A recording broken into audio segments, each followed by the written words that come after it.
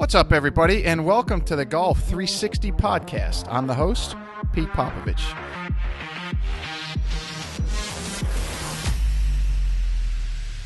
So you may be asking yourself, what is Golf 360? And Golf 360 is a show that was designed to introduce you to people associated with the game of golf to help you improve not only at your game, but also your life. Almost all of our guests are from within the industry in some way, shape, or form, but some of the guests we have are from outside the industry, and it mainly revolves around the business world with a few others scattered in here and there. Now, all of the guests that we have a few things in common. One, they all were highly successful and accomplished in their field. Two, each has something to pass along that will help you in your game and your life. And three, they were all more than willing to give back by passing along the things that they use to help them in their career, and even some of the mistakes that they made so that others don't make them in their journey. So I hope you find listening to them as enjoyable as I did interviewing them, and that each and every one of you benefits from the information that they so willingly and graciously pass along. This podcast is brought to you in part by Just Thrive Probiotic.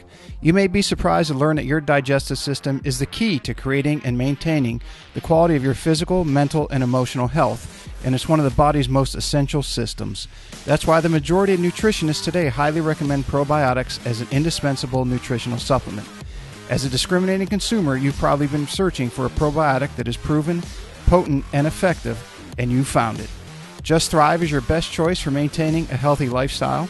Just Thrive Probiotic captures the power of hundreds of thousands of years of nature's design with a specialized bacillus strain formulation that guarantees survivability through the stomach and upper digestive system. Supports optimum gut health, digestive health, immune health, and delivers antioxidants. Great for adults, kids, and the whole family. Use promo code GOLF360 at www.thriveprobiotic.com for 10% off your... This podcast is brought to you in part by Old South Golf Links. A short ride across a bridge from Hilton Head Island is one of the area's finest golf courses and a hidden treasure. Set up on towering pines and ancient oaks with sweeping marsh vistas, truly makes Old South Golf Links a one-of-a-kind golfing experience. The Clyde Johnson design was named one of the top 10 new public courses when it opened, and it also takes full advantage of the natural beauty of the Low Country. Old South is a fun and unique challenge for golfers of every skill level and a favorite of both locals and visitors. Whether it's your first time here or you're a regular, you'll be treated and feel like family. From the bag drop to check-in at the fully stocked pro shop with both men's and women's apparel, to breakfast or lunch before or after your round, the staff is always ready and willing to help. Experience for yourself why Old South is one of the premier golf courses in the Hilton Head area and why it will quickly become a favorite of yours too. Visit them in person or online at www.oldsouthgolf.com, or to make it tee time, simply call the pro shop at 843-785-5353. All right, it is very, very my pleasure to be here with the tournament director for the RBC Heritage, presented by Boeing, Mr. Steve Wilmot. Steve, thanks for agreeing to come on the show. Thank you. Looking forward to it. So, as we were talking before we just got started, you are just coming off some knee replacement.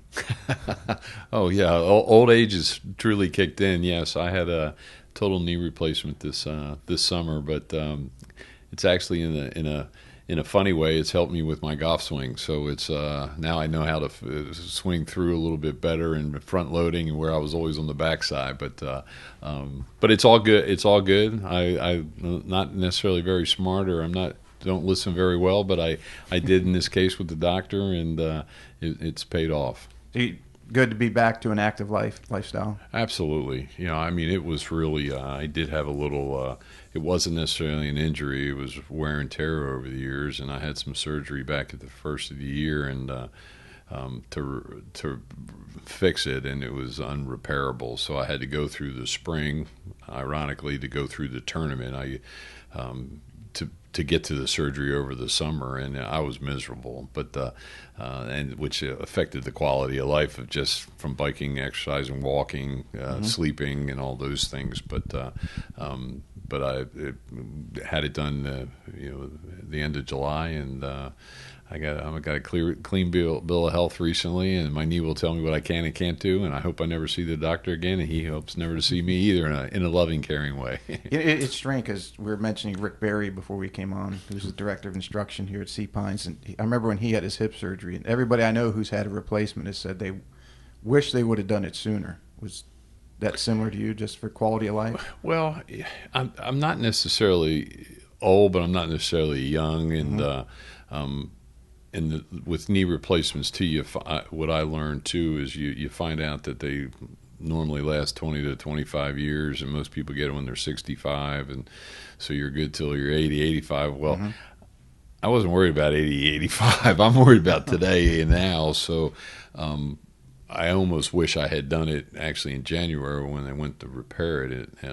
But that's neither here nor there right now. And the doctor and I have talked about that, but I feel much better. I'm glad I did it, and I can do really anything I want. I'm back playing golf. I'm back exercising. I can elliptical and do whatever, and bike whatever I want to, and it's great to have that quality of life back. There's no doubt.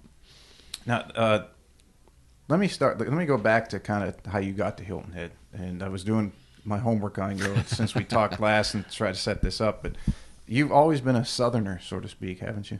Yeah, I tell people I'm a Southern heart, being from South Jersey, exit 4 in the Jersey Turnpike. But I grew up in Morristown, New Jersey, where my family, my parents are still up there. Unfortunately, my father did pass away recently, but my mom's still up in that area. And I ended up going to school in North Carolina. I had a small. I went and played football actually at Guilford College in Greensboro, North Carolina, and then did a little coaching over at Wake Forest, and then I went to graduate school down in Miami, and then went back home to Philly area, Morristown, and so it's long story short, I was with the Philadelphia Baltimore Stars, United States Football League, and we had away games closer than our home games, and we were evicted from Veterans Stadium, and it was one of those things. But I learned a lot from that experience as well, and then actually how some other things came about. I had a friend of mine that's dad had an employment agency in South Jersey, and so I was home, and I ended up being Santa Claus at the biggest mall in South Jersey, and if I didn't take the job with the Carolinas PGA that spring, I would have been the Easter Bunny, and that's a true story. So I kind of I had kids, sitting in my lap, and one, on my knee in one situation, and then I got my master's degree in another, and I was trying to figure things out, but an opportunity presented itself with the Carolinas PGA, and I was not a golfer. It was just my experience in sports, my experience playing college football, my experience in coaching, and then working with the USFL. I had some opportunities, and there was a gentleman. I started in the spring of '86, and I ran into running golf tournaments for the PGA section, and ironically ran into a lot of people that are great friends of mine today, and Kerry Corbett was one of them. That, hey, there might be something down in Hilton Head and these kind of things, and I ended up starting here with the Sea Pines Resort in the summer of '86, and now 30 some pounds later, 30 some years later, I'm still here. So was the Carolinas section office in Myrtle Beach then? Yeah, and actually it was Jim Hart was the executive director at that time, but ironically how I ended up getting that job was through a gentleman I went to college with, and was Jim Duncan. Now Jim Duncan was is a PGA Tour rules official now, and it's interesting to know that I went and I ended up. He reached out to me saying there was an opportunity. He knew I didn't have a golf background, and it was really through Jim Duncan that I ended up getting this job with the section. I live with Jim, and now Jim's he's the lead rules on the Corn Ferry Tour, even though he comes in here and does once in a while some tour events, and I was up there with him for a while with Jim Duncan. Yeah. So almost everybody in Hilton Head is from somewhere else. So I mean, you're in Myrtle Beach, but was there any particular attraction to Hilton Head when they approached you? I looked at it. Actually, Sea Pines was going through bankruptcy when I was hired, and I looked at it literally. I thought I'd be here for 10 months, and this will be my 34th tournament coming up. It's one of those things. I looked at it. Okay, it's a little different than Myrtle Beach. It's a different type of golf opportunity. Instead of running golf tournaments, you're involved in a golf tournament. Mm-hmm. And not that I didn't mind being with the section and doing that, but I learned a lot from it.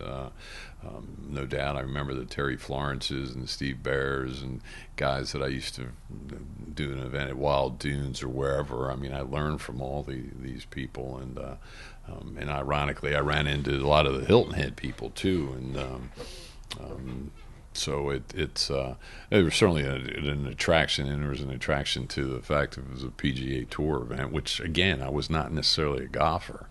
But I was involved in sports management and organization, and that's how it all came about. Do you think your background gave you, looking back, gave you an advantage that you were looking at it not only from a golfer's perspective, but a broader perspective, and that you had different sporting background that you were able to bring into the golf arena, so to speak? One thing was that I was never.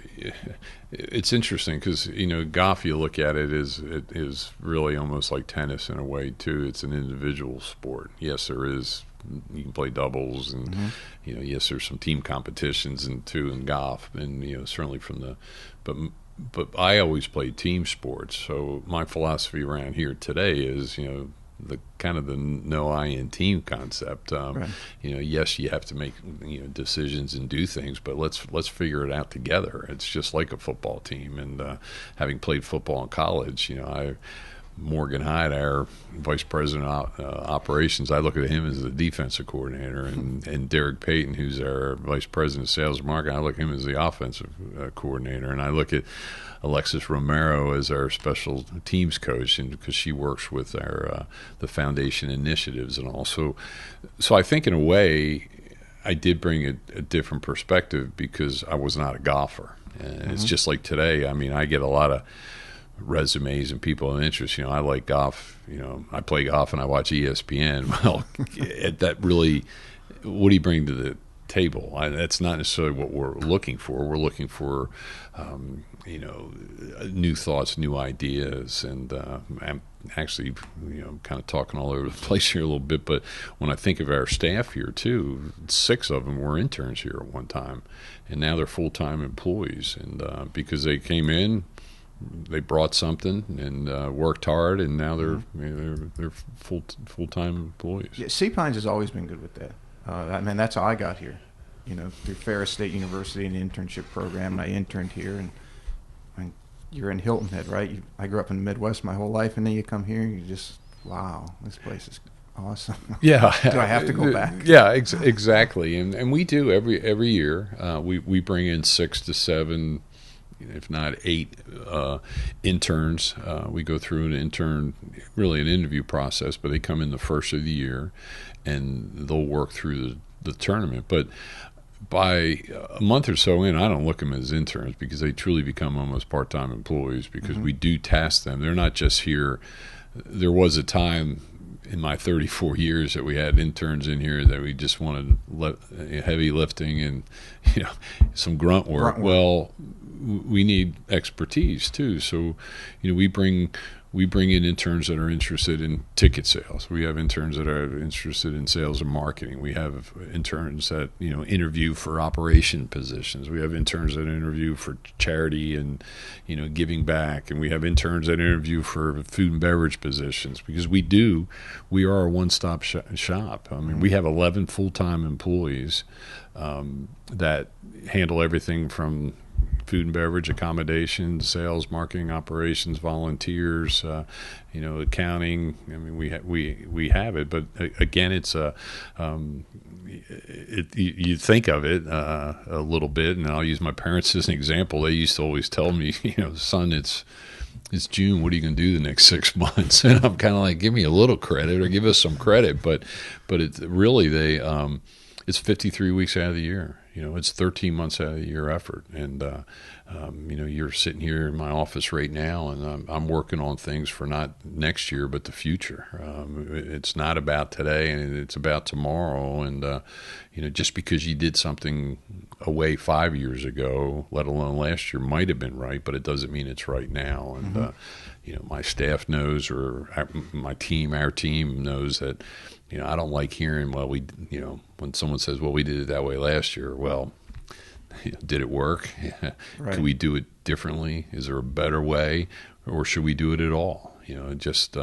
So we have to continue. And, this is my 34th tournament. And, I not that I plan on being around another 30 pounds, but another 30 years. But I continue to learn each and every day. I'll learn from you today in this interview. And the day you stop learning is the day you ought to get out of the business. And we've got a great team and, a wonderful event in a great community. And we have a wonderful community support, volunteer support, leadership from our trustees, our board members. And, again, I go back to that team concept. It is a team effort, and there's no I in team, and let's figure it out. With working 53 weeks a year, do you find time to get out, enjoy the things around Hilton Head, the ocean and the beach and the golf and bike paths and everything else? Yes, without doubt. I am a workaholic, unfortunately, and I'm not sure why. I'm here. You can catch me at 6:37 every morning. I mean, there's no doubt about it. And I'll come in Saturday and Sundays just to kind of mess around. It's kind of a part of a routine. But I'm blessed to have a wonderful family. I have a son that loves to play golf, so that's my time with him. He is 25 now. It's the only time I pray for slow play is when I'm with my son.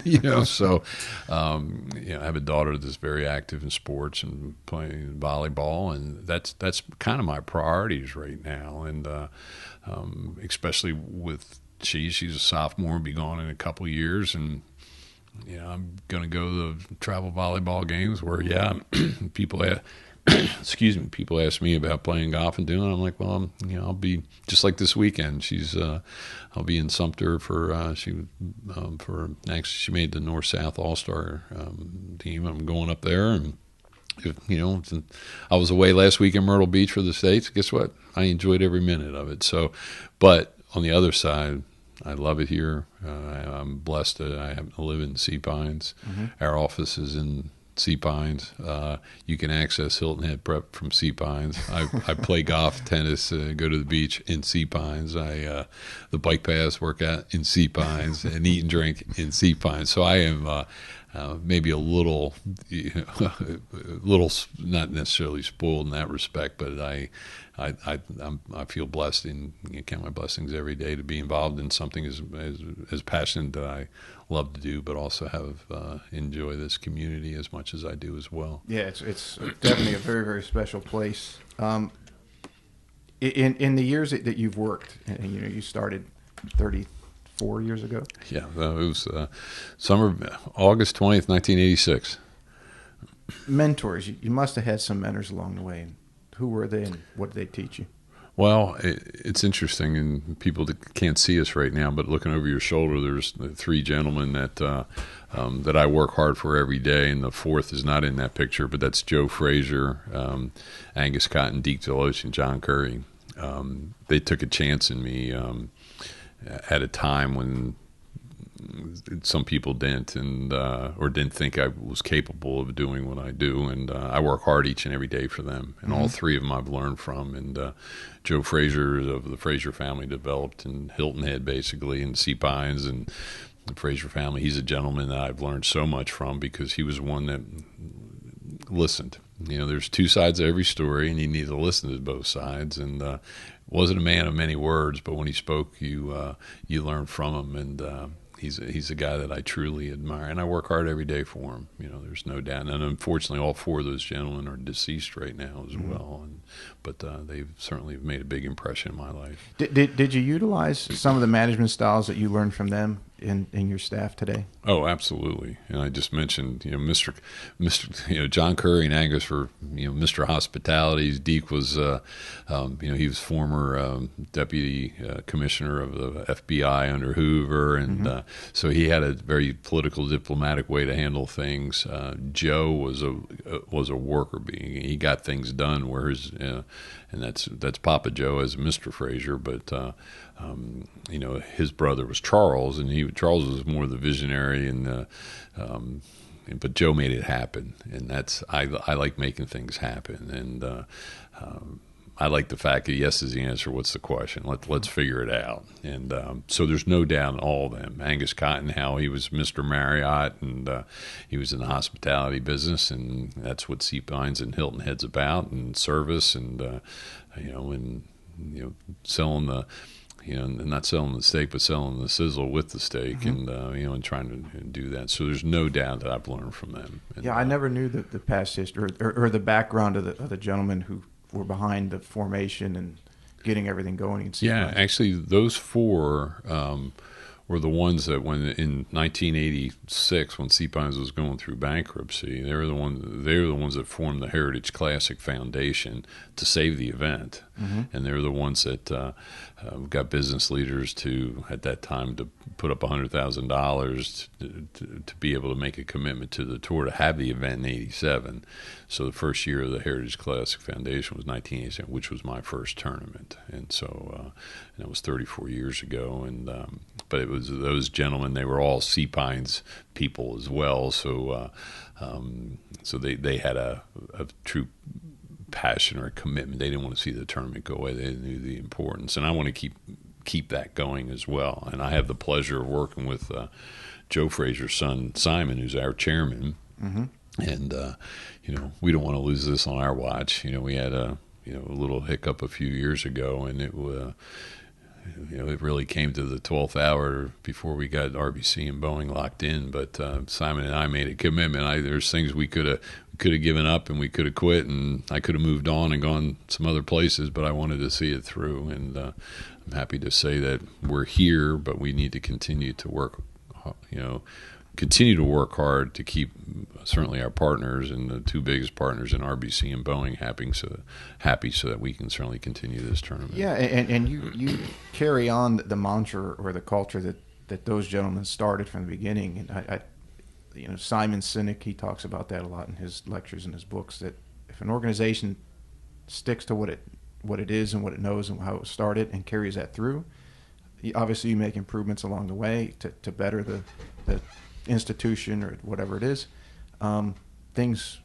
You will attract people of the same, and you guys made a commitment to that, and it's worked out great. Yeah, and the interesting thing about that is you're absolutely right. But even our mission statement, you look at, is almost changing a little bit too.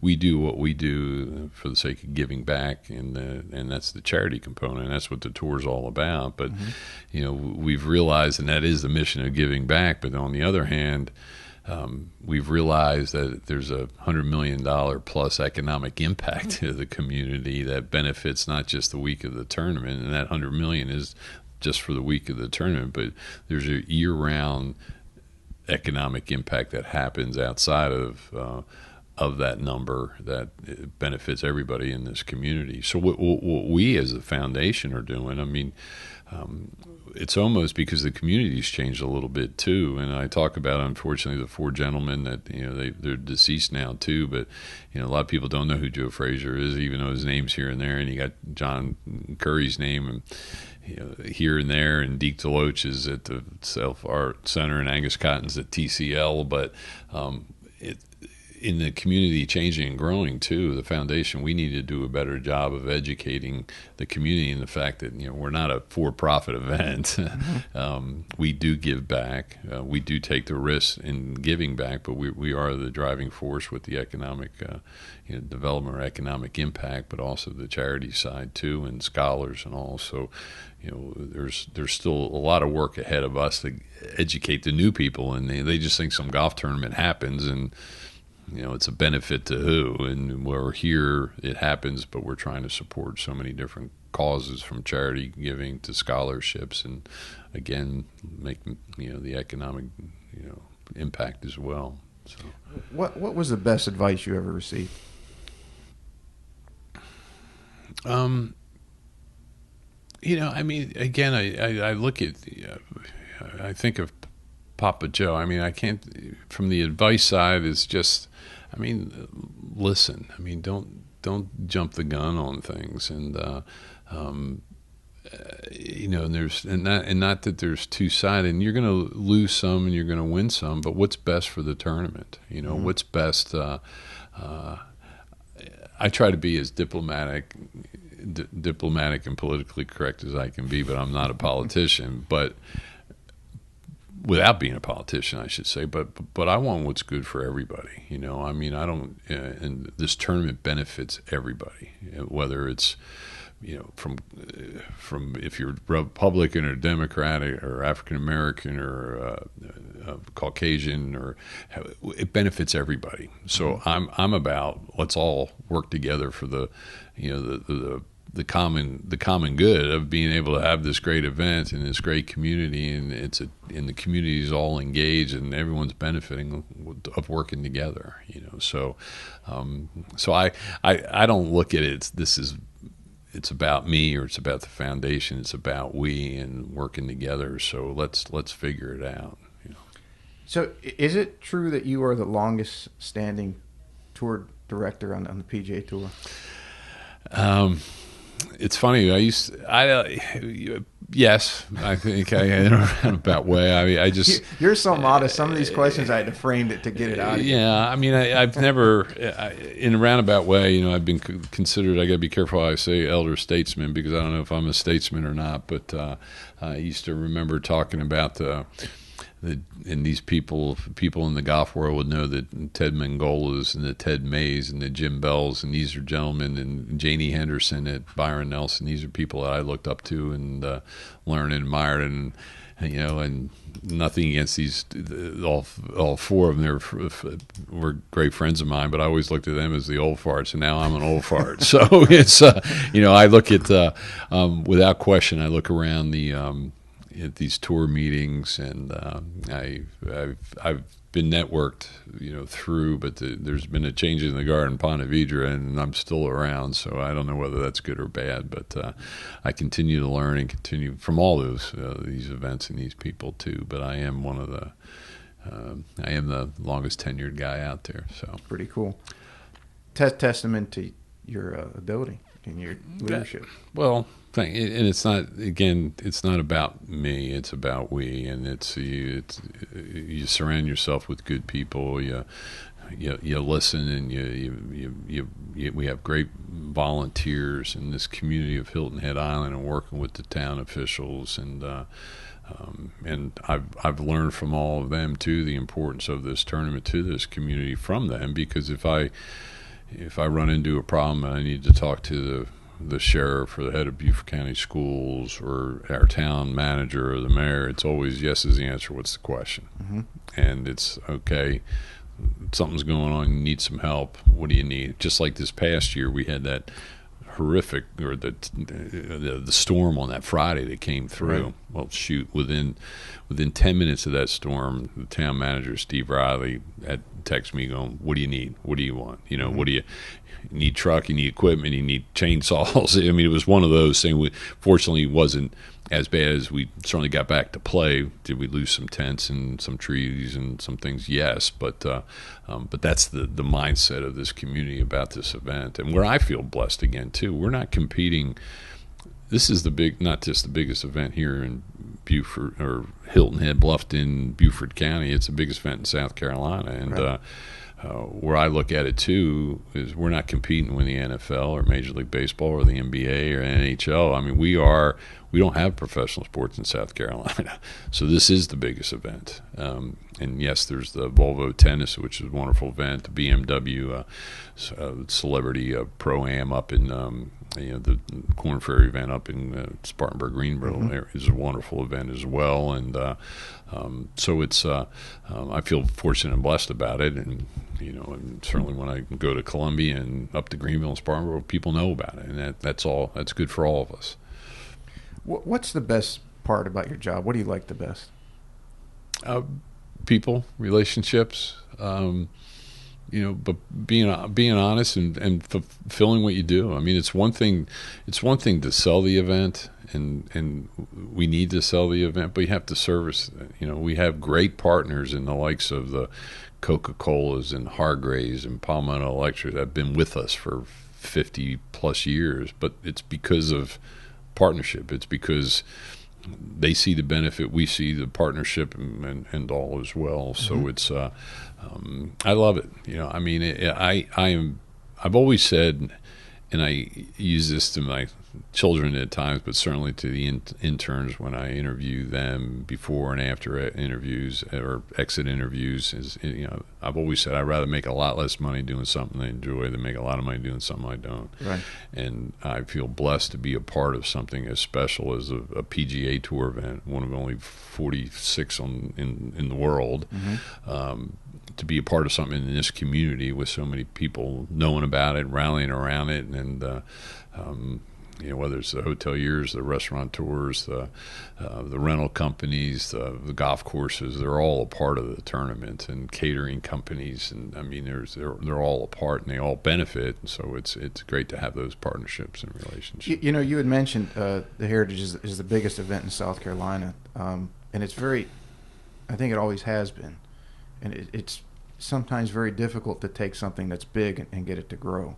But you guys have done a great job of that. Was going back to the early days in the beginning, was it you set a goal to become X big, or was it let's do what's in front of us and see where it takes us?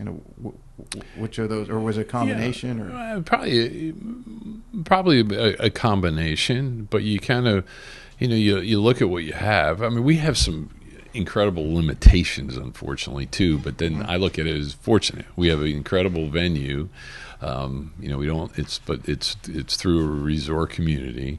We don't have parallel fairways. We have homes everywhere. So you have some challenges in that respect. But then again, that's what makes it so special and unique. I mean, but then with the cost of the events and the purse increases in television,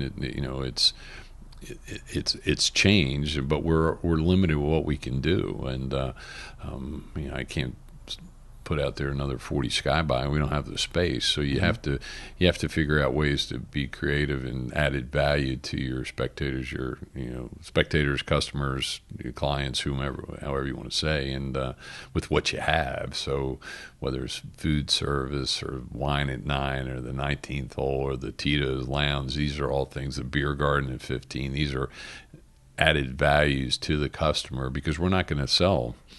We're not going to sell another 10,000 tickets. I mean, right. We're limited in parking. We're limited with space. We're a flat golf course. We have limited areas to build bleachers and other additional skyboxes. So we have some limitations. So we have to figure out how we can leverage what we have, and with partners, and try to create some of these new things and all. So it's never ending. It's never ending. We had the only thing we really can do is kind of go up with space. I mean, we don't have parallel. The only parallel fairway we have, as you can say, is 1 and 9, but it's half of 1 and 9, right? And that's it. So to 10 and 15 kind of crisscross, but it's maybe a third of the fairway. Yeah, it's 10 and 16, and it's it's down towards really the 10T and 16 green, but. You have some limitations, but that's also what makes it unique. How many people can sit on their deck and go watch golf and then go back and chill out at their house or home and then go back. I mean, a lot of these other places, one way in, one way out, and you're there and you experience golf. And but I commend the efforts of all the tournaments out there too. I mean, there was a few years back or several years ago, some events were maybe run operationally a little better than others and all, but everybody does a great job out there now. So, and not that everyone's trying to outdo each other. Basically, for the good of the tour, we try to complement each other so that we can grow the game as well. And meetings that we have, and and other tournament directors and our sales guys talking to other sales, it's best practices. If Farmers in San Diego is doing something that's pretty neat and we use it, it's not going to hurt them. It's only going to help us and help the game. And if there's something that we do that, AT&T Byron Nelson would like to, says, hey, that's a great idea, I like to use that, it's not going to hurt us, it's going to help, and hopefully it's beneficial. So there's so many great people out there doing so many wonderful things, and such as ourselves here with the foundation. But I really the tours, it's a pretty special place. All the entities involved between the sponsors, whether they're long-term sponsors, and the tour, which is obviously big vision and long-term planning, and you guys doing the same. Is there any in today's society of that, what have you done for me lately, or someone wants it now, where maybe somebody new coming up in one of those organizations pushes you guys to do something this year, or Well, I mean, sometimes there is the pressure of I'll use the purse as an example. We're contractually obligated to raise the purse $200,000 every year, and 150 of the 200 is the responsibility of the foundation. So with us, we also have one of the highest renewal rates on the PGA Tour, and it's roughly 90%. So we easily, that 10% is about $200,000. We have to find $200,000. So every year we have to find $400,000 of new business. That's new business, not renewal business, new business. So it kind of maybe doesn't answer your question, but we certainly have a partnership with RBC, who handles the TV. Our presenting sponsorship is Boeing, a great partnership.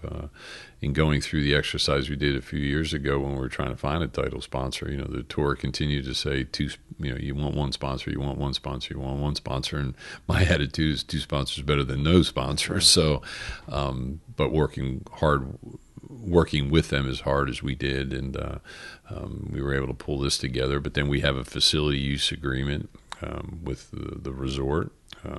This tournament needs to be at Harbortown. Harbortown knows they need the tournament too, and it wouldn't be the same anywhere else. But so there's that agreement, and then we do have an agreement with the town as well, and then obviously with the tour and television. But so there's a lot of moving parts that happen. But again, it's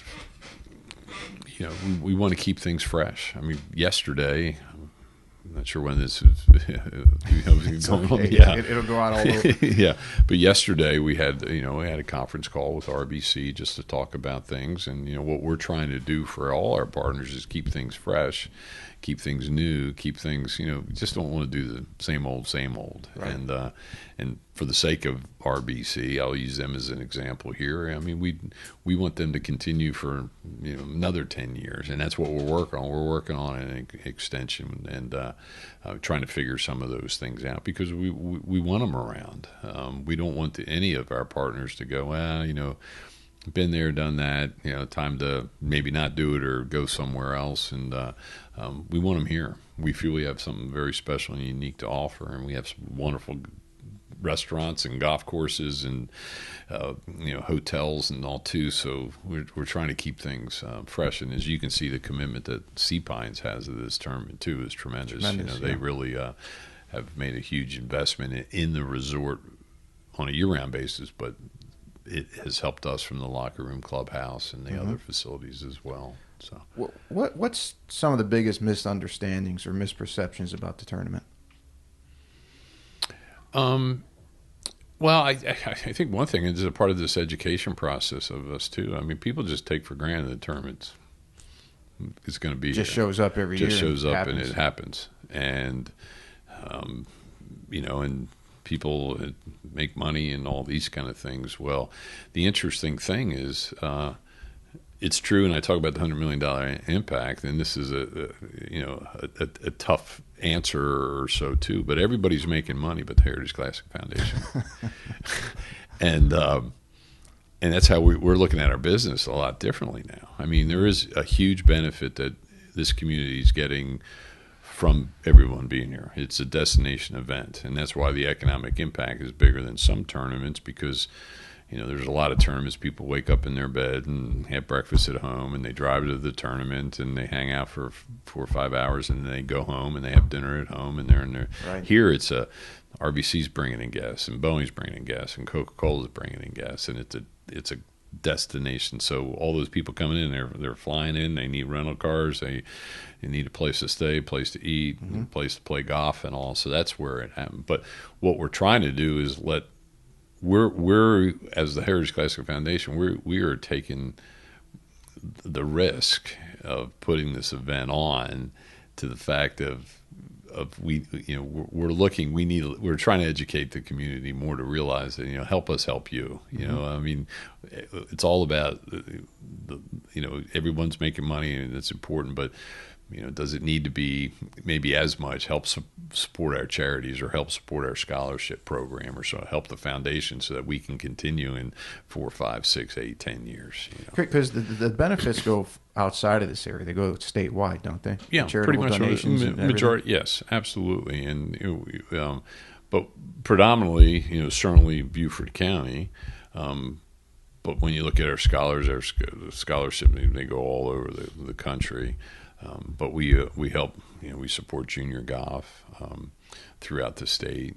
We support the IJGA, AJGA, South Carolina Junior Golf Association. We're very front and center with those programs, and we also support the technical colleges throughout the 16 technical colleges throughout the state with a megatronics program that teaches. It actually is teaching teachers right now to on programs to assist in these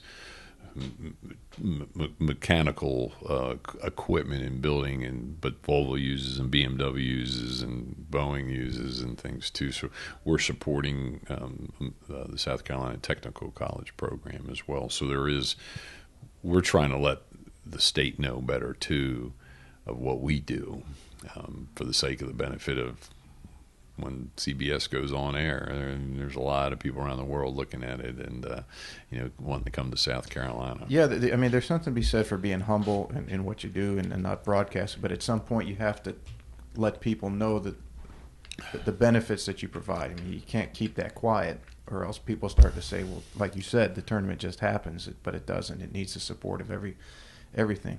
Well, yeah, we need, and people.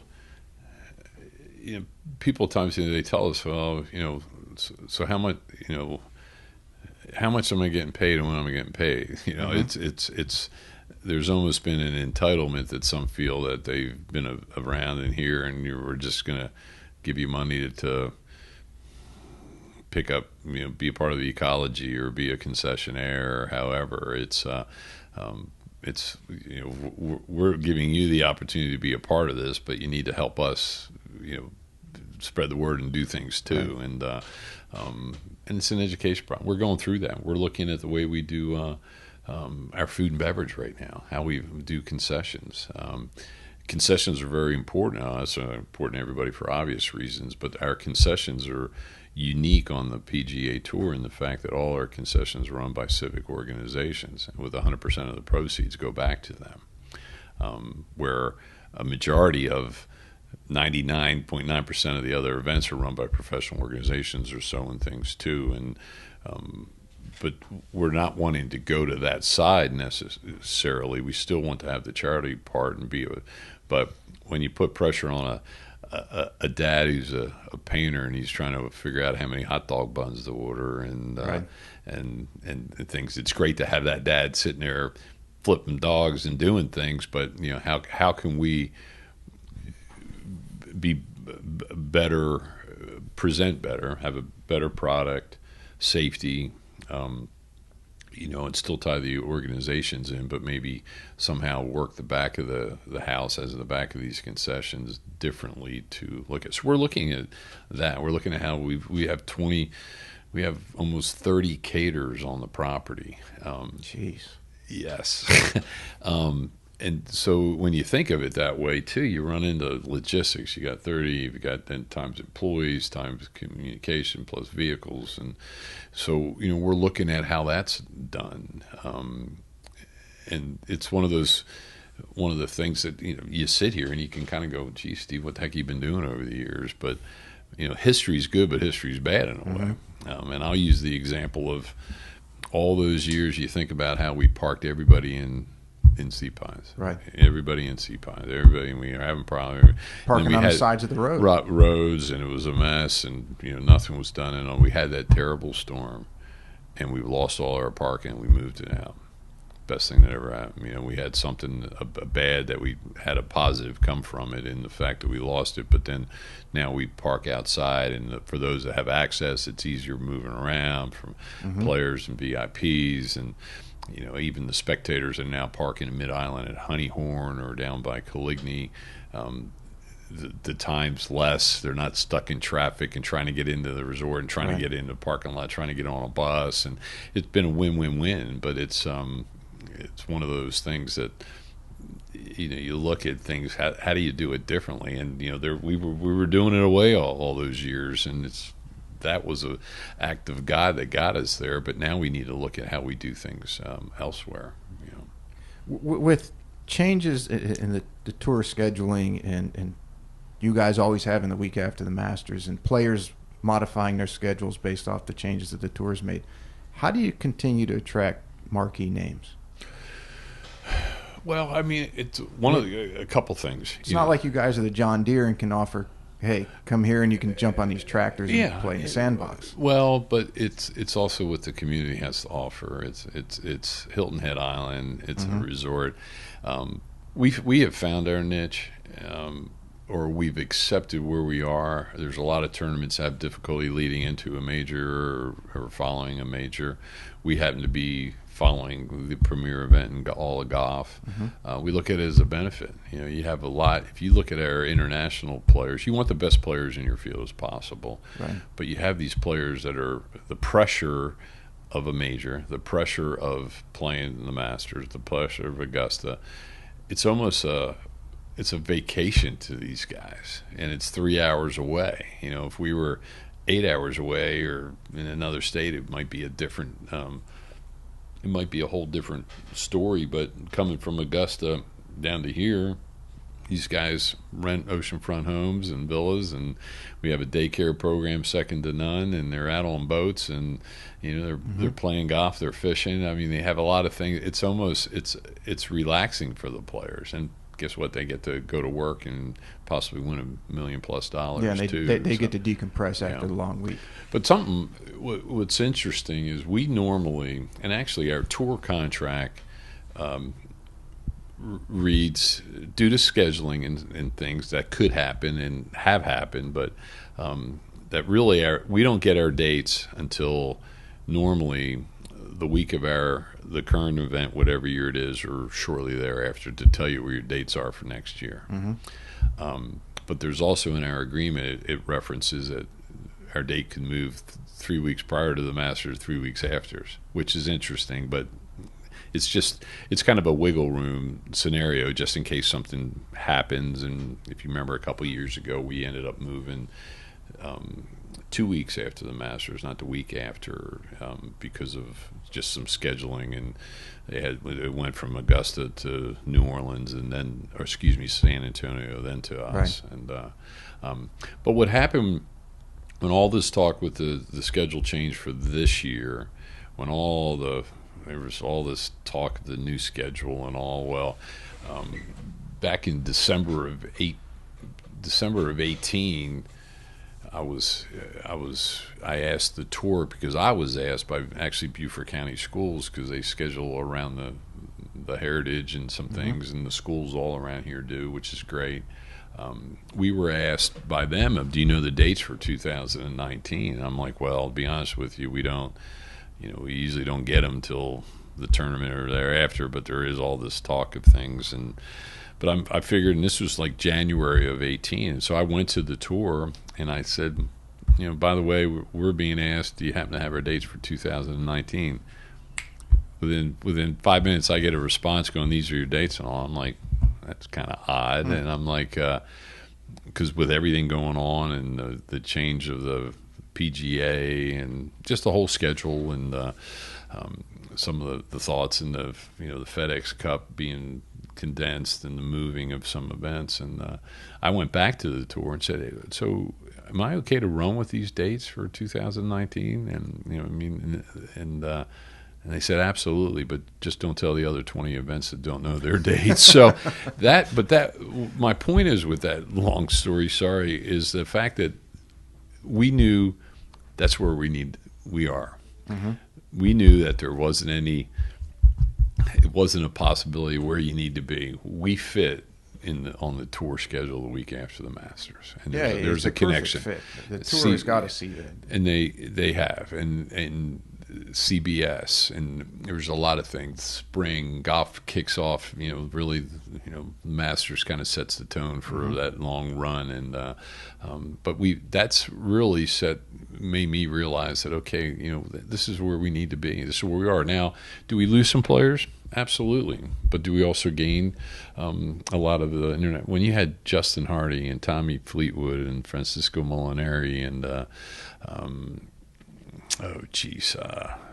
I'm drawing Matt Fitzpatrick. I mean, there's a lot of top 50 players in the world that were here this year. It was incredible, and it was a lot to do with I'm over, and I've been told, like Tommy, he's like, I've been hearing about Hilton Head. I need to come to Hilton Head. So it's the best marketing. The players are telling other players you need to play Hilton Head because it's. And that's what happened. Unfortunately, it was the players that helped back in 2011, and when we lost our previous title sponsor after the 2010 event. In 11, we went on our own with some support from the county and the town and us into our reserves and some other things. But when RBC, the best thing that could have happened is, a lot of times you say you have no control over players, you have no control over Mother Nature. Sometimes you don't have control over the media too, so you don't know what the media is going to write. But media helped us in this scenario. There wasn't anybody out there going, okay, what's going to happen to who's going to fill that void? No one's saying they've been around long enough. Okay, let's go somewhere else. Well, everybody was saying the media and the players truly helped us. RBC ended up, was asking players like who they currently have, their ambassadors, at that time the Ernie Els or the Jim Furyk's or the Matt Kuchars, and going, hey, what do you think about this event? Is this something we should do? And they're the ones that said, if you can do it, do it. This is pretty special. And they're the guys that had been here, and they continue to be here, and now they're ambassadors. But it was the tour and the media that really helped push this over. And we had an incredible event in 11, and Jim Nance and Nick Faudo, who we have an incredible partnership with CBS too, they couldn't have sold the event any better. You would have thought we had this marketing play on payroll for sure, but they really helped us, and there were some things mentioned in the broadcast. If you're looking at events, and they're in it this year. If anybody out there, and to be honest with you, the tour would tell you too, is that the weeks after the event, the phone really rang off the hook in the fact that there was a lot more interest, and but then we ended up working a wonderful deal with RBC, and they've been great partners, and it's been a pleasure working with them. And of course, Boeing, South Carolina, is fully engaged too, and that's been great as well. So, after 30 plus years of doing this, what motivates you? I mean, what gets you out of bed at 6 o'clock in the morning to come in here before anybody else? I'm in here at 6. Yeah, don't think my wife will attest to that. It's just doing things better. I'm not one to sit back and okay, the tournament's going to come up, and we'll get tickets. What can we do to be ahead of the curve, be ahead of the game? How can we, and let's listen. And just the volunteers, they have some thoughts about things. Listen to them. They're the ones out there in the trenches. They're the ones that are supporting our efforts. And let's listen. Our sponsors. What do they, what do they need? What can make them better with this? Why? How can we help their partnership instead of just saying, "Here, buy 40 tickets and have a good time"? Is there a way that we can help them through the process? I need to go back to our volunteers too. When you have 1,200 plus, and if you take the concessionaires, we have 2,000 volunteers out there, and if you had to give $1 an hour to the time for we wouldn't give anything to charity. And we're facilitating $3 million this year. We've facilitated over $43 million since the beginning of the foundation, and that's a due part to the efforts of the volunteers, but then obviously all the we're able to give back because of all the great partnerships that we have, and we have one of the highest renewal rates on the tour, and that's due to the fact that we sell the event as a special event, but we also service it, that they feel that they're a part of it. What's a typical day like? Do you have it in season versus off season, or is it by tournament week you're kind of sitting back and letting all the work run itself? Or it's I'll talk about the year in a way. I mean, there's a side of me. It sounds crazy. I wish the tournament was 2 weeks because and people go, you got to be nuts. Why? Well, you almost don't get to a point to enjoy it. Don't get me wrong, you enjoy it, but by the time you kind of get through Monday, Tuesday, you're already one of the cars being picked up. Once the bleachers come down, you got to schedule the electricians. You got the tent companies. You've got rope and stake. You've got golfers going to start playing. So there's a lot of things that happen now. We have got an incredible operations staff to do that, but we're also, the weekend, when I say 53 weeks out of the year, if not 13 months out of the year, but the week of our tournament, we're selling and negotiating for the following year and the following year. And the process really works at, right after the event, renewals go to those customers while they've just had a great week and all, and we try to lock in those customers long term. But certainly their agreements are in hand shortly thereafter. Obviously there's debriefs, takeaways, and all those things with all the partners, but that quickly happens so that we can plan accordingly for the following year. But what we do as a staff, those about 6 weeks after the tournament, full steam ahead. I mean, the toughest, most difficult week of the year is the week after the tournament. Leading up to and during, adrenaline's flowing, cameras, action, you're go, and sleep, but you don't think about it. You're just go, but Monday morning, it's when am I getting paid? Where are my cars? When are you moving the porta johnies? Everything's. It takes months to go. It takes 2 weeks really to clean up, but. But it takes months to build out. So it's a tough week, but we go hard that week work wise because your adrenaline's there. We're still in by 5, 6 o'clock in the morning the week after just to keep with the adrenaline going. But those 6 weeks after, I mean, from operation, the sales team with sponsors, operationally with our tent company, our beach company, working with Sea Pines. We have all these debrief meetings, meet with security, and then we have a long-range planning meeting, usually sometime 1st of June. Basically, then we present to the board takeaways from the tournament, the good, the bad, the indifferent, successes, things they need to work on. And then for the next couple months, usually until September, we'll go through have our marketing plan put in place, and then in September we have a full board meeting where we present the marketing plan, and basically at that point our plan in moving forward to facilitate selling tickets, the ticket pricing, the process, it all starts really in September, and then through April it's seeing through your plan, and now is truly sell. The sales marketing aspect of the business is a 24/7 operation.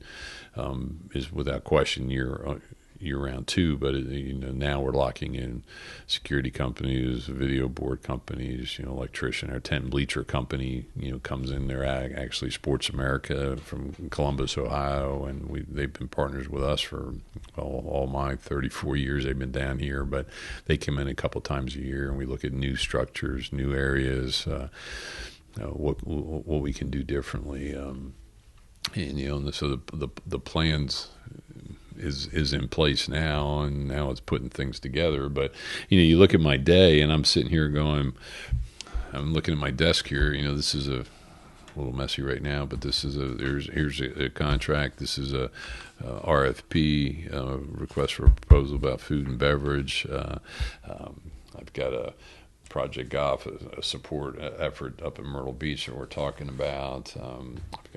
We have the tour meetings coming up here soon, and that's what I love. I think you can sense what I love about the job is it's something different, and it's not each and every day. Mm-hmm. I mean, yes, I could sit here and say that I'm working on extension with RBC and Boeing, and that's something constant, but our organization is involved in food and beverage. We're involved in catering. We're involved in volunteers, operations, and so it's not 9 to 5 of us. No, it doesn't sound like it. But it's not 9 to 5 in the fact that it's the same old every day. Mm-hmm. And it's something different, and and to be able to.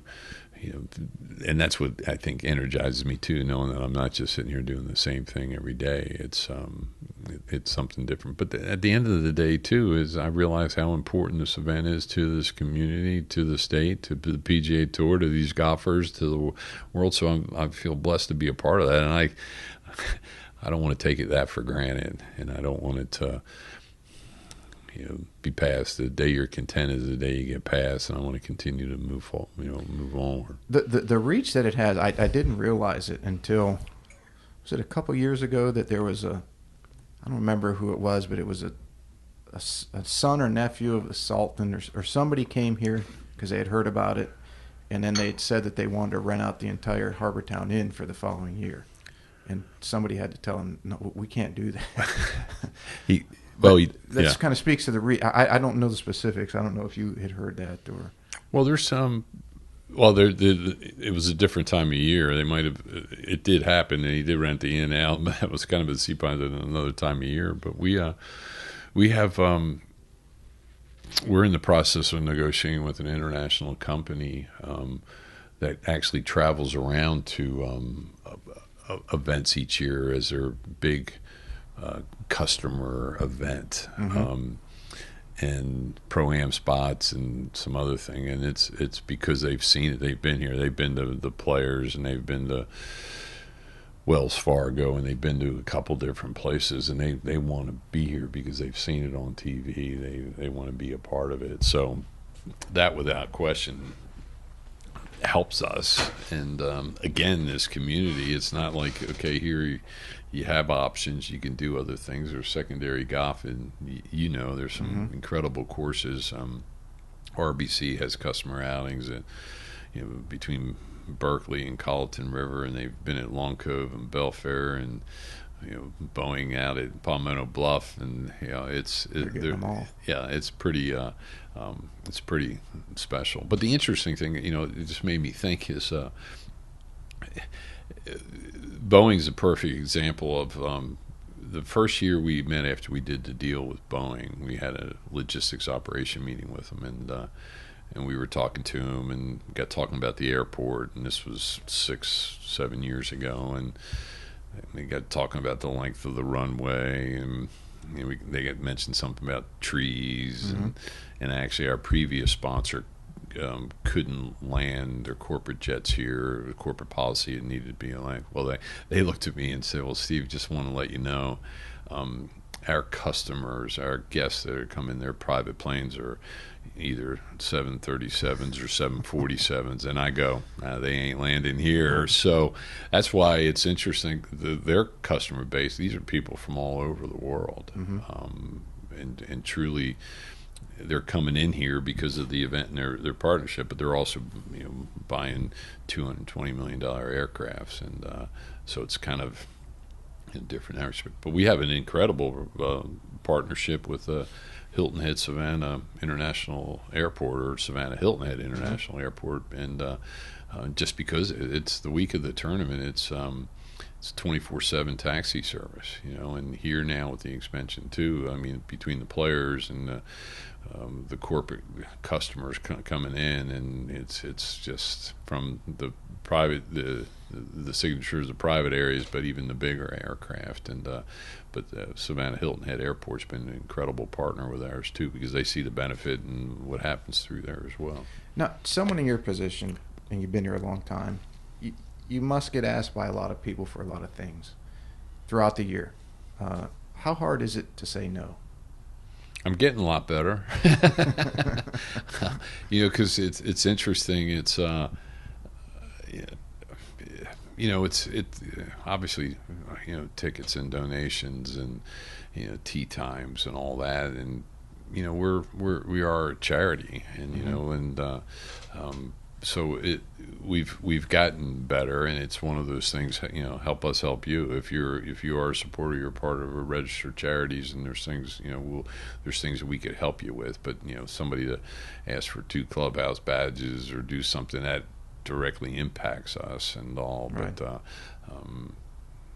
I mean, it's tough, and I mean, it's a problem I have. I mean, I do try to please everybody, and you can't, and when you have 1,200 volunteers and you've got to pick out a color shirt, even if it's white, you're going to have people that are going to complain, and or if you give a gift out of a driver in the Pro-Am package, well, geez, I got a driver. Why'd you give me a driver, kind of thing. So, but I've gotten over it, and I realize,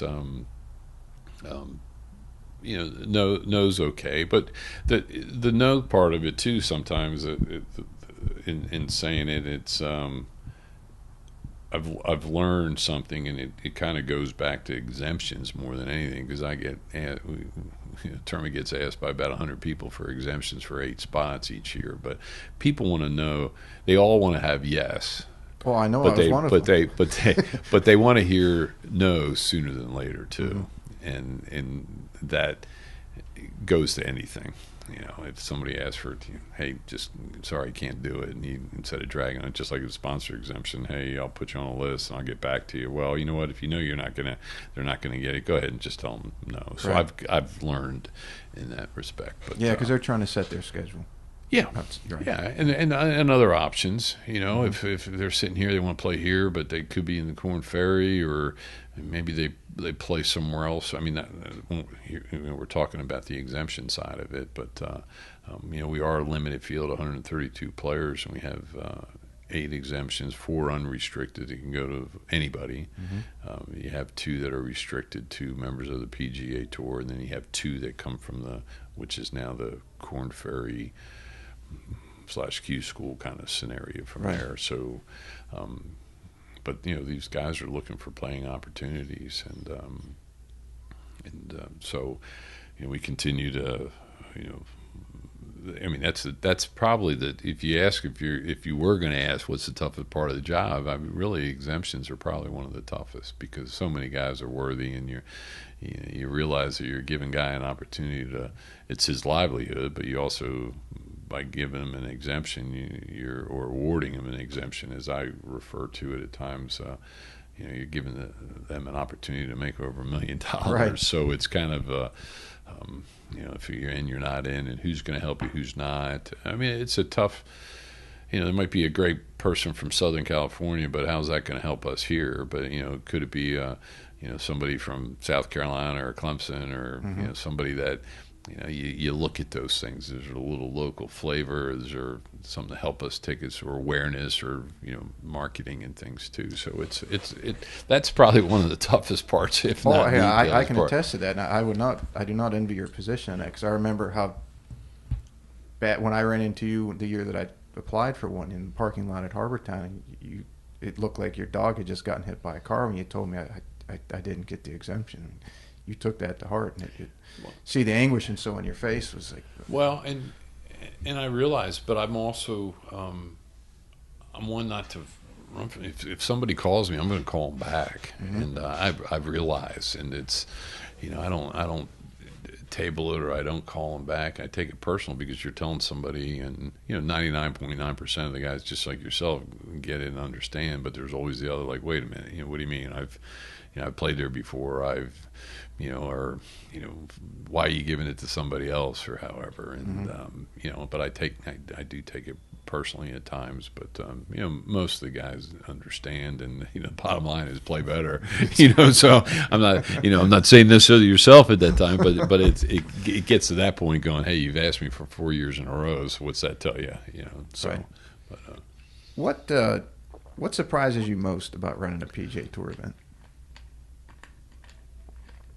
Surprise you most? I mean, just people working together. I love. I get back to that team side, but I sit there in the parking lot and hear you mention parking lot, and I look over and and I see there's a trailer company. Okay, we had to hire a trailer, but then we had to hook it up with power, and then we had to get a electrician. But then you have a cable guy, so you have the Spectrum, and then you have a landscaper put plans, so you got a landscaper, and then you have the sign company that puts signs on the thing. So all these moving, it's pretty amazing, and for people that don't see it, they just they show up at the finished product. I mean, it's pretty amazing to see 2 weeks prior to the event, or you go down there now and not see anything, and then you go down there in the end of March, and you're like, oh my goodness. And I mean, there's a rush and a thrill to that. I came up in the ops side of the business, and really, I like seeing stuff get done and happen. Now the ops guys want me to stay away and get out of the business. Like, oh gosh, here comes Wilmot. What's his thoughts? And but I know every inch of that golf course and every nook and cranny, and I'll sit there and the sales guys might talk, and I might go, well, what do you think of the left side of 14 down there by where the the ball washer is? What if we put? I mean, it's that's what excites me too, being able to throw out some ideas. Some are good, or thoughts, or didn't think of that, and but we it's not just me, and it's not just about me. It's about we as a team, and getting together. So let me ask you, going back, you had touched on it earlier, but the downtime when you were without a title sponsor and the economy was really struggling. Can you speak to some of the challenges that you guys had and how you directed and overcame that? Well, I could tell you, it's I learned a lot. It was a scary time. I mean, it really on the was. island and for the tournament and everything. Oh, and people don't know. I mean, it was the 12th hour. I mean, at that on 10 was the last year of our previous sponsor, and 11 we did it on our own. And when that broadcast went off after 11. I didn't know whether we'd be even back the following year. The thing that I learned a lot about, first and foremost about the tournament, but also a lot about myself personally and professionally too, because I kind of took for granted, prior to that, things were, no pun intended, a little fat and happy, and we're giving money away to charity. Everything's great, and we're Hilton Head Island and all of a sudden, we thought it was going to be easy. I mean, I honestly thought it was going to be easy and we'll get a sponsor next week kind of thing.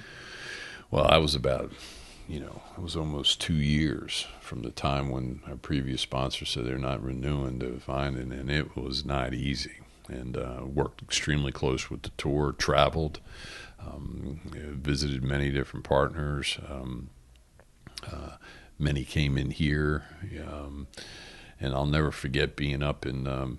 actually, at that time, it was Governor Haley's office, in her office with the tour, and we're trying to figure this out. And she's saying no's not an option. The tour's saying, can't's not an option. I'm like, I just want an option, so. But it was a team effort, and certainly I mentioned our previous governor too. She was very, very much engaged in the support of both RBC and Boeing. But Boeing had just opened a plant in South Carolina, and U.S. Senator Lindsey Graham was very much a part of that too, with Boeing and assisting us as getting that presenting sponsor to be able to put the pieces together. It's amazing what can happen when a group of people get together and say, can't or no is not an option, or this list of things is not an option. I interviewed Randy Soma, was the president of Johnson Controls International worldwide, and when his reign, he took the company, I think it was from something like 800 million to 20 billion, and when he and his team got together when he first started running things, they came up with a list of things that they would absolutely not do, and then they decided what they were going to do from there. And so and they did some great things, and you guys did the same. So when people say take these options off the table because this is not going to happen, not under our watch, or we're going to do everything possible. Well, you can do some great things. Yeah, absolutely, and and when I mentioned that, I learned a lot about ourselves, myself, and the tournament. There was a take for granted. It's just like I mentioned earlier about entitlement and feeling I'm a part of the tournament. I just assumed everybody knew about the tournament. Well, I think the whole economy, everybody in the country had the same thought process. Like, this can't happen to us. Yeah, and it was interesting. And it from the bad came a lot of positive, because I ended up working Columbia pretty hard up there. Not that we were looking for, not that we're looking for state funding, but we're looking for support. As there businesses, as there companies. In this case, they helped us with Boeing. I mean, we didn't want to get into, we never talked taxes or any of those kind of things. We're like, okay, just network. But what happened was, I just assumed everybody up there was kind of knew what was going on down here and was a part of it. But they really didn't know much about the foundation, really didn't know much about a lot of the things. So it was good for us. And actually, we branched out the foundation at that time, too. I had a couple great friends that I had gotten to know that were with South Carolina Golf Association. And Doug Smith, who's a great player in his own. He was a Wofford grad. He's a lawyer up in Spartanburg. And then Charlie Roundtree. And Charlie's was very involved in junior golf and works in the Columbia area and all. And we ended up asking them. They basically held my hand up in Columbia, and I came out of a lot of meetings and from them, and they looked at me going, you don't know what happened at that meeting. I'm like, heck no. And they go, don't you worry. You worry about the tournament. We'll figure it out on this end. But both of those gentlemen are now trustees of the Heritage Classic Foundation, and I think for 10 years now, both of them have been. But they helped me work the hallways up there in Columbia and just let people know about the tournament, the importance, and getting with the PRT and the Department of Commerce and getting in front of those people. Where in years past we just kind of went on and we're kind of content and fat and happy, and that's when you realize that's when you're going to get in a little trouble. So from something negative, a lot of positives certainly came from it. With so many great things that this tournament, this event produces, what would be some of the memories that stand out the most? Or can you even put them into? Well, it's tough. People always ask me at times, what do you remember or what don't? I mean, I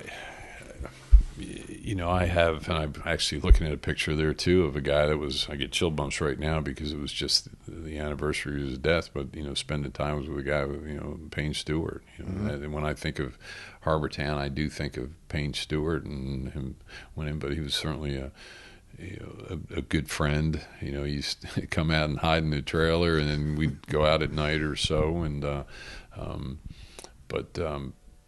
it's the relationships again. I mean, I look at my first win was Davis Love's first win on the PGA Tour. And now he's going to be on the CDS. Yeah, our careers have gone a little differently. He's made a few more dollars than me, but I went to his birthday is April 13th. I mean, it always happens to be tournament time, and I've had the pleasure of going to a surprise birthday party with, for him and, and others guys. And so he's become a, good friend, but it's funny for us to sit there and we talk about getting started kind of my first tournament was 87 and now the careers, but now, now he's a grandfather and, Champions Tour and, CBS, but he's one of the great guys. There's no doubt. Didn't his wife get him the Orange County Choppers? Didn't she? That was the surprise prize. Right? Yeah, it was I remember that. I just drew a blank. It was. That matters where. Yeah, but that was the year. That was the year and things too. So, but there's it's certainly the relationships.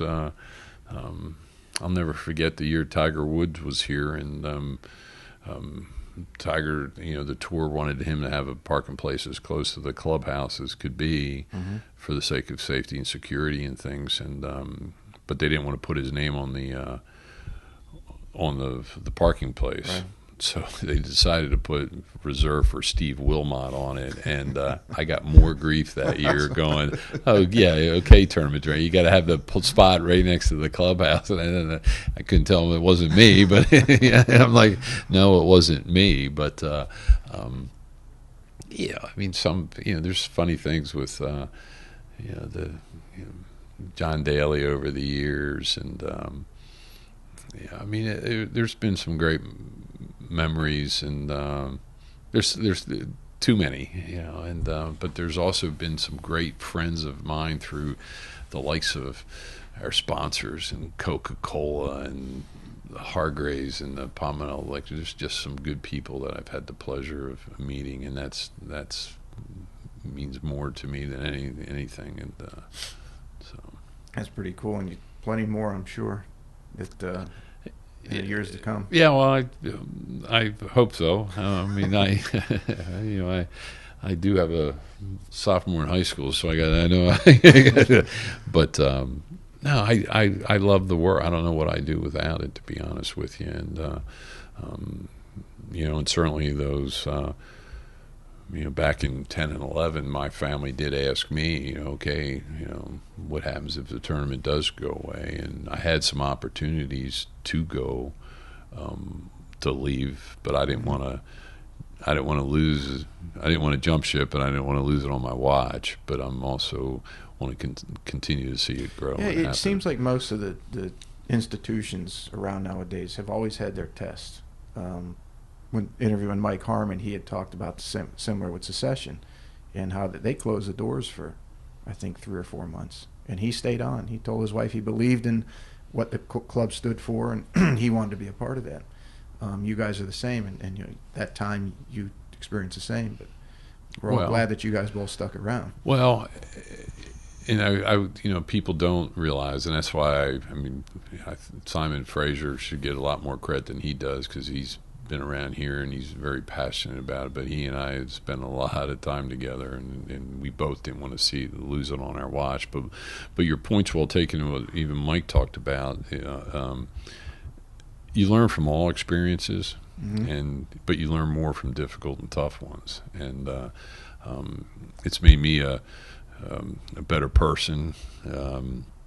Personally and professionally, and it's made the tournament better, knowing that we've hit some tough patches, and you can't be content, and you can't sit back on your laurels, and you've got to continue to go forward and continue to look ahead. Well, I'm going to pump you up a little bit here, but speaking of going forward, and again doing some homework on you, is you're currently on the PGA Tour Advisory Council, vice chairman, right? Something that maybe not even the locals might not know about because you don't ever advertise anything. And you're slated to be chairman this year, is that right? Yes, I am chairman of the Tournament Advisory Council. I've been vice chair the last 2 years, and in November will be the chairman for the PGA Tour, representing all the tournaments on the PGA Tour. And it's ironic that I just got my first, because with that I sit on the PAC too, which is a player advisory council, and currently a gentleman by the name of Jordan Spieth is the chair of the TAC. So this isn't about myself. Where I feel honored is I was elected by my peers.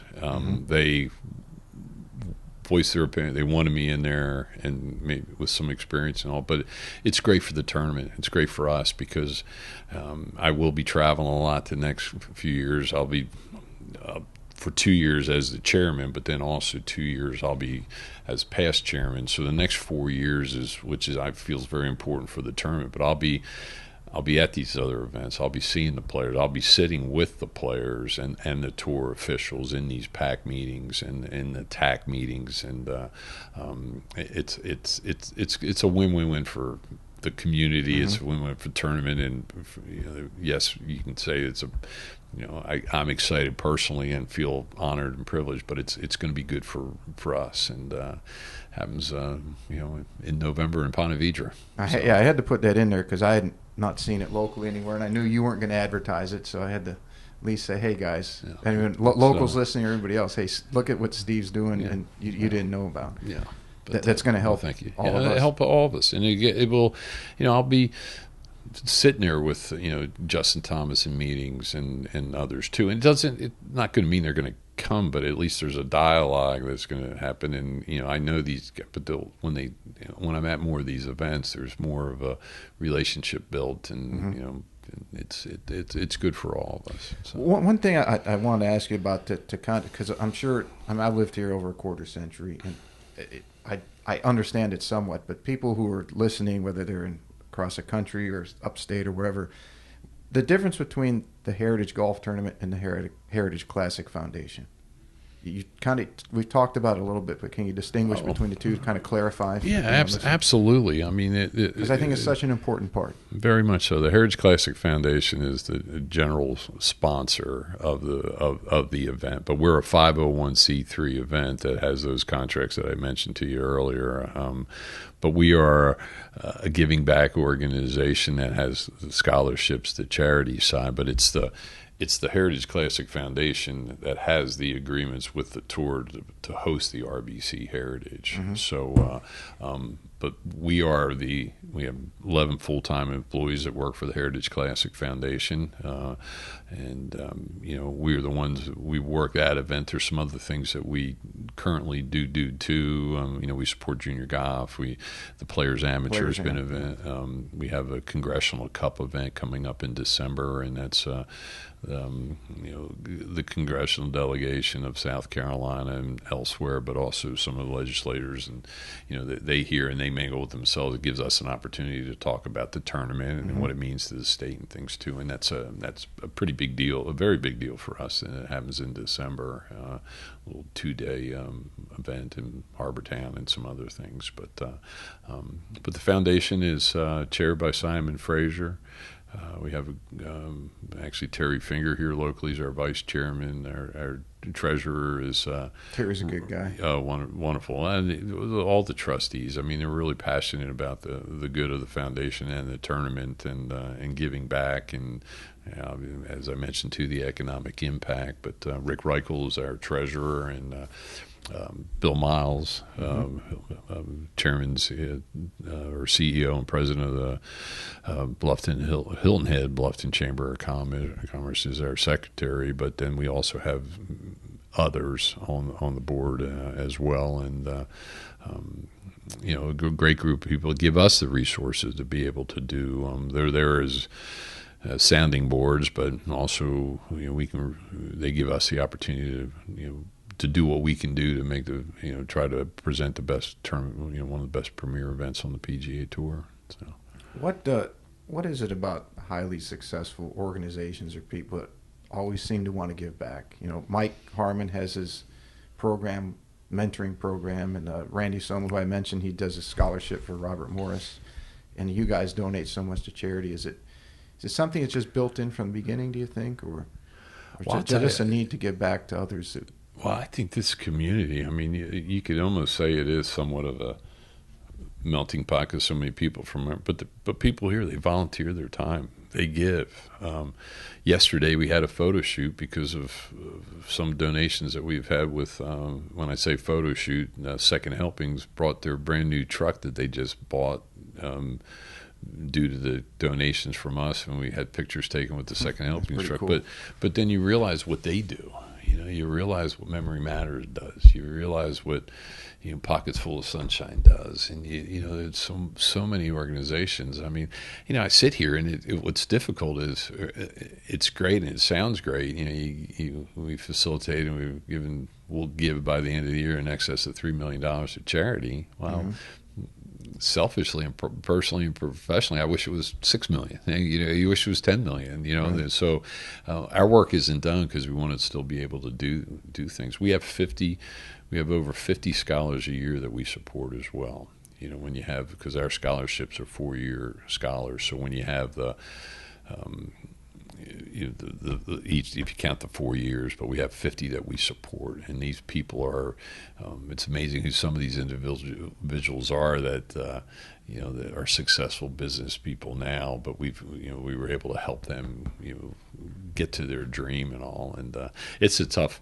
That's one thing I say here too. We have a scholar committee and we have a charities committee, and we as the Heritage Classical Foundation, the term staff, we're responsible for raising the money and not necessarily giving away. And it ain't easy giving it away. There are so many wonderful students. There's so many wonderful charitable groups and causes and efforts that it's not easy. But we're blessed to be in an incredible community that gives back. Whether it's their time or monetarily too. Mm-hmm. You obviously had a lot of help running such a major event like this, and it wouldn't be successful this long without very good leadership. And you mentioned the mentors you had, but you are the leader. You take the good with the bad, so a lot of the success goes to your leadership. What are some of your ideas or theories on leadership and how you develop trust amongst staff, employees, and the volunteers with so many? I mean, because I've been here a long time, and I have not ever heard anyone say anything bad about you. It's always so complimentary. And well, I mean, you develop trust. I don't know if you have a theory or if it's just the way you do things, and it happened, but you're obviously very good at it. Well, thank you. First and foremost. I mean, and I've never. I guess you lead by example too, and I think the staff knows. I'll do whatever it takes to get the job done to help them do it too. If there's a delivery truck comes in and mm-hmm. cases of something, I'll go down there and help them if I got the time. Just like anything. So, I might go back a little bit even further too, and you obviously you're in the sales business, but you have to service too. So you just don't. Okay, where's the money and goodbye, good luck. So mm-hmm. there's the relationships that you build. But I learned so much from my. I've always said if I could be a tenth of the man my dad was, I'd be very happy and successful in this world. And that's another. There's no question that he's the gentleman, the man that I've learned the most from, and I look up to and continue to admire. And unfortunately, I did lose him a couple of years ago, but. It's being honest, it's being fair, it's listening. I don't have, and that's the thing, I don't have all the answers, and I'm not the smartest guy, I'm not the brightest guy, but I have some common sense and people skills, and that you listen, and you're not always going to be right, and so I don't know if that answers the question. I don't like talking about myself because it's never been about myself. I've noticed in the years I've known.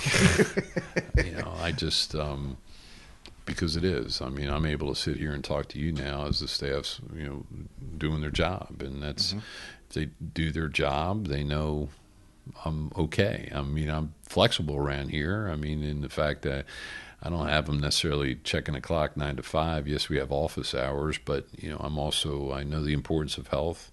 I know the importance of your health to be there for your family and friends, and a lot of the stuff we talk about, we'll figure it out. So they know that's a priority, and I set with them. If they've got something they need to do and see a kid's ball game, you go do it. And but I also, they know that if Saturday at 10 o'clock something comes up and we need it, they're going to come in. Yeah, I mean, we're gonna do it. And so I think you gain respect from that side of things too. And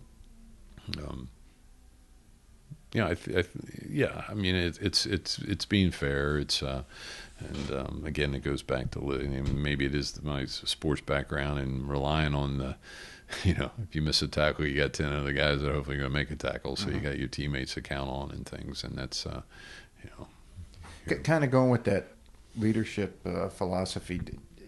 Do you think failure is a good thing? You certainly learn from it. Right.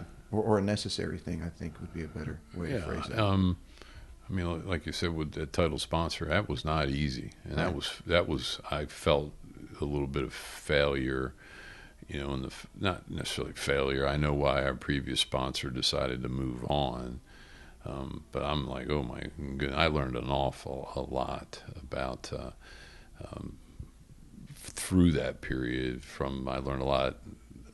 How to do things differently, how to do things better, looking at things and not taking things for granted and all too. So I think failure is, because just like things, we're going to create something that's not going to work. We're going to create some ticket package that we thought was exciting and it's not going to work. So from that, you're going to go, okay, why didn't it work? What do we need to do? So from things like that, you're going to learn from. So, I mean, it's a great question, and I think it's we all do through that. We all wish it was a piece of cake and no issues and status quo, but in my eyes, it's status go. It's never the same, but let's figure out how to make it better.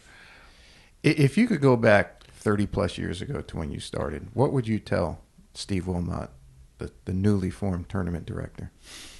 What advice would you give him? I would never have thought I would. I honestly thought I would be here. It was when CPA was going bankruptcy. I thought I'd be here, 10 months. And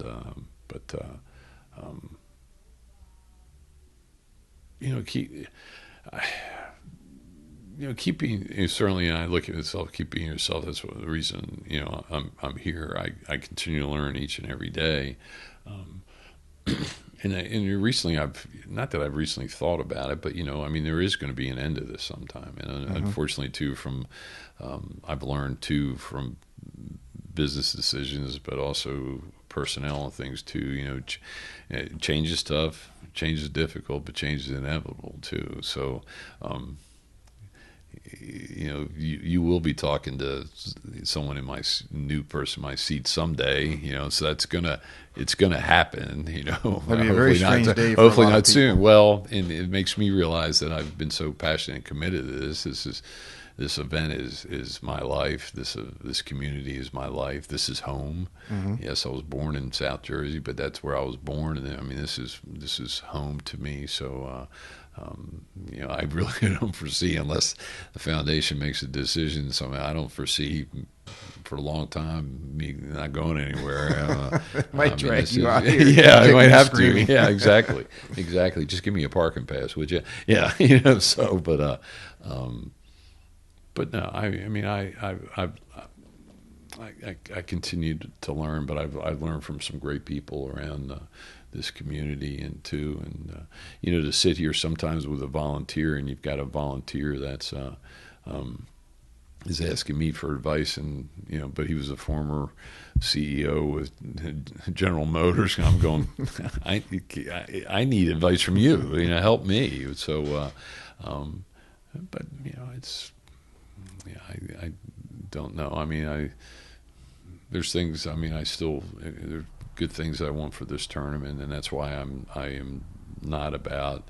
That's the way we did it last year. I want to figure out a way to do better, to be better, so we can get better.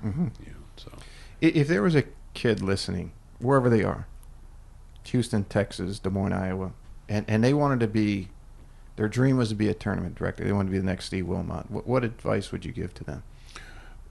Well, obviously be passionate about it, but something I learned too, it's not about 9 to 5. It's about 7 to 9 and 5 to 7. I mean, it is you put in your time. Not that it will always be that way, but do the little extra, and just don't be content with what you've done. Is there more that you can do?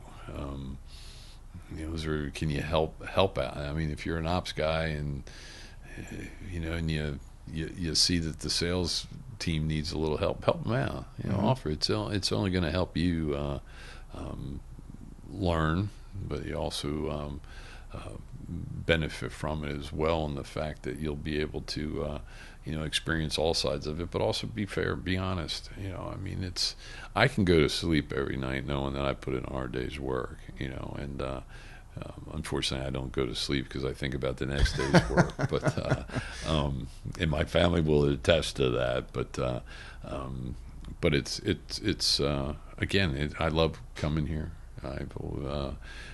It's the team aspect of seeing things get done, and unfortunately, there's sometimes that people don't realize it's us that knows what happens, and there might be 11 of us at the end of the day, Thursday of tournament week, going, holy sugar, how do we just get through that? And no one realized all the stuff that happened, but there's the self-satisfaction of knowing that you've accomplished something pretty special. Yeah, it's like all that extra work that you put in during the year, and then when something comes up, it's like you just do it, you get it done. Yeah. It seems to be well, and it's been, I've referenced status quo. I talk about this with my wife at times too. You just want to have that status quo, your same old, but it's never been. It is 34 years. It's never been. And last year, us moving CBS from the tennis courts to a private road, and that was new. That was different. It will be different this year too. But there's always something. And that's okay. Because you want to try to improve the experience for everybody, and being in a private community has its challenges, and the property owners and CSA and CPIs trying to work things out. But you also want to, for those spectators and those sponsors, you also want to make sure they have an experience and want to come back. Whether it's don't mean it as you want to have clean restrooms. You want to have crowd pleaser compared. That adds to the experience. And of course, it's the buses. Yeah, we could skim back. We want to have enough buses. We want that experience to be good too. There's so many things that need to happen before anybody even gets to the golf tournament. Hopefully the ride in was good, and hopefully they got through security, and hopefully they got on the bus okay, or they got through their condo and they checked in okay, and the condo was clean, and then they get here and there's so many things, and then they get to the tournament. And so we work on all those things too, so that we want someone here being ready to go. I'm at the tournament instead of going, oh gosh, that bus line was terrible and I'm miserable and I had to wait. So we continue to look at those things to try to make the experience better for all. So yeah. What do you want your legacy to be?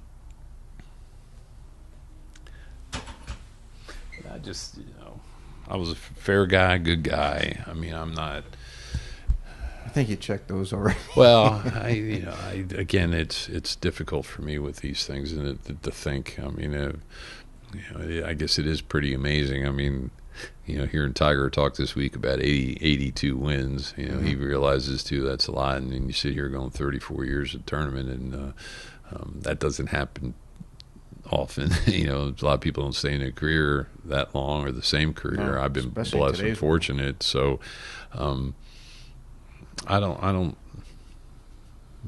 no, I hope I have some golf privileges. And, I wouldn't be able to afford it, so I'll hopefully see what happens there. But no, I this is.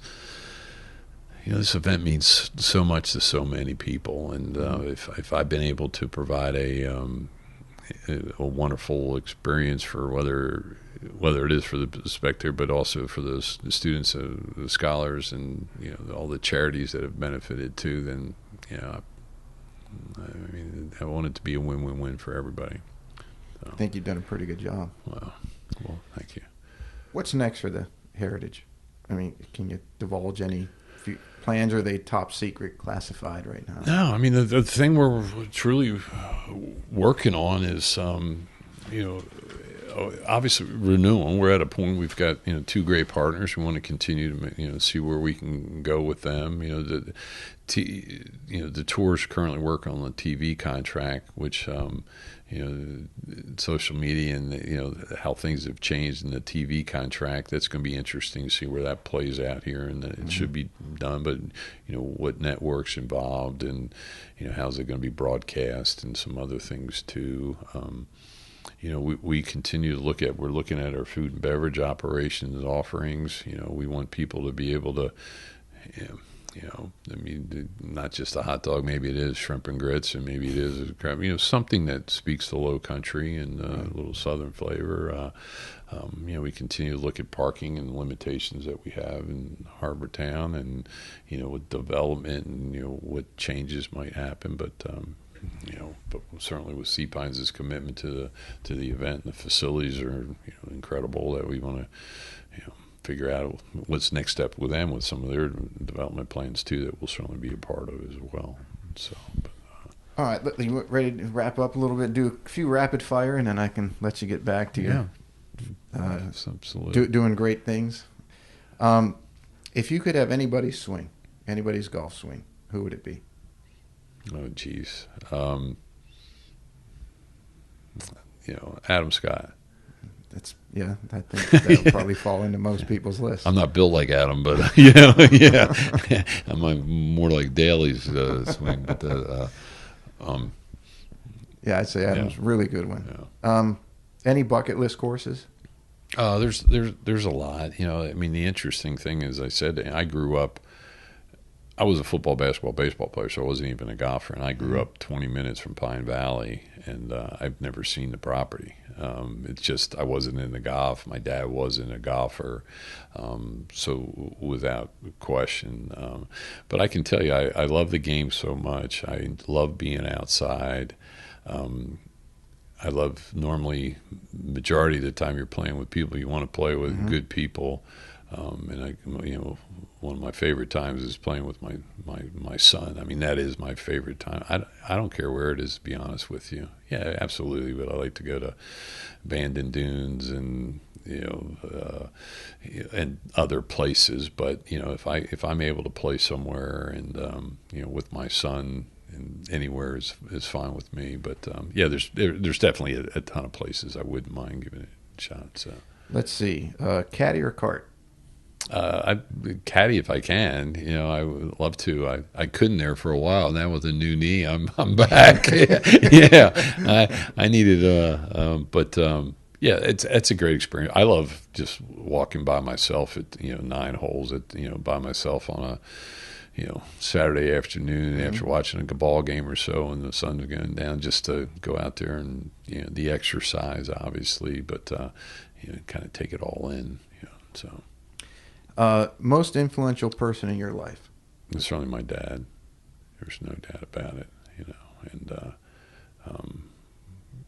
there's no question. I thought about him last week because I was at my daughter's volleyball tournament, and I was sitting there saying my dad would be sitting right here and loving every minute of it. And I shared that with my mom, who had a tough time with it, knowing how much she misses him. But he was how he conducted himself, how he handled himself around people, and never heard a bad thing out of him, and he was friends with everybody. So, greatest of all time, Jack or Tiger? Tiger. That's been about 50-50. Has it really? All the interviews I've done so far. And I had to, you caught me off guard with that question, and I was pretty quick. No. But I was quick to answer. That's what I could probably. Of course, I've been front and center, and Tiger's interesting. Fact too is, if it wasn't Tiger and what he's done over the years, I might not be here. Right. XM Radio, Golf Channel might not be here. Golf Channel might not be here. I mean, it's amazing what he's done for the game and for so many. But I wasn't. I just think Tiger is. I think but that question people sometimes struggle with is anybody who's trying to supersede the last greatest or become the greatest, they can't just do it by a little bit. They've got to do it by a lot. And it's the perception, right? Because if it's just a little bit, everyone says, well, they didn't do this, they didn't do this. But if they do it by a lot, then there's no question. Yeah. And it's that's why I put it in there. And like I said, the answers are about equal. And I truly respect Mr. Nicholas, and he's an ambassador of the game and has handled himself like a champ. And certainly, I mean, it's a tough question, but your point's well taken, because you look at somebody like a LeBron James, who's probably as gifted as an athlete in all aspects of the game, but it's always compared to Michael Jordan, right. And it's the same question that could be asked from that side of things, and I would answer Michael at this time, but that's and if you go back to when Michael was not coming up, but when he was making that push as the first, trying to get to the championship, he was already the best player in the game, and people used to say, is it Michael or Wilt? And then there was a bit of a hesitation or a 50-50. As soon as he won 3 in a row, and then especially when he won the second 3, I mean, there was no question. Yeah. So that's kind of where that thinking of mine came from. This is kind of a modern question. If you could put an emoji stamp on your golf clubs, what would it be? And I had to look up what emoji meant. Yeah. Can you explain that to me too? Like when you're sending a text, right? Yeah. Any of those faces or symbols.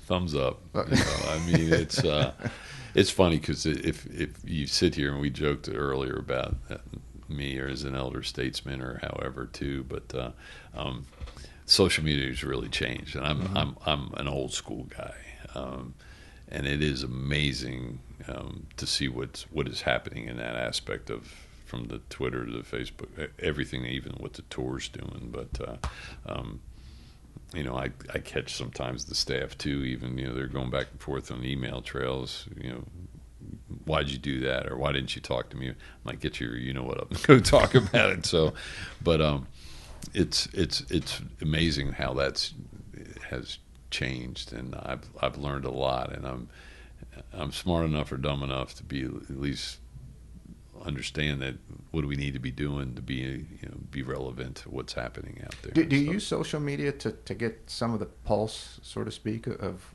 the last tournament as you look to what to improve for the next year? Oh yeah, I mean you got to be careful, right? Because people will get on there and just post negativity just to do it. Yeah, and it's but working with the tour, and we have we're actually doing we're tied into LinkedIn this year, which is a completely different aspect of social of this. Well, we know what it is, but we are using that in a different form this year. I mean, a couple of years ago, we had our agency sitting here telling me how we're going to advertise on Pandora this year. I'm like, how the heck are you going to advertise on a bracelet? And I'm going, I mean, in a joking way, but I'm like, what the?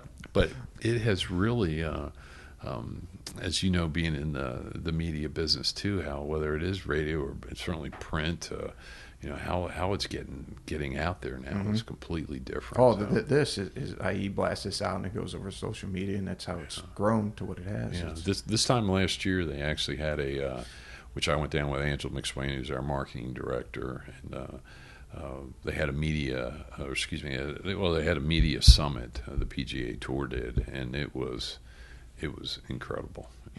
From influencers but it was really educational. Went down there, and it was good to hear and see, and what you can do and differently, and how it works. Yeah, it's a whole new world. Yep. Let's see, cavity back or blade? Cavity back.